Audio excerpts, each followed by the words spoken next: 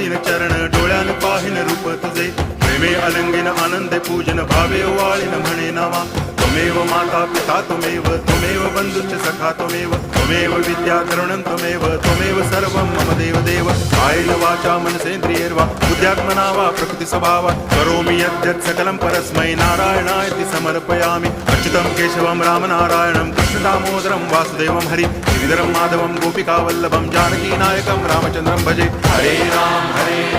Ram Ram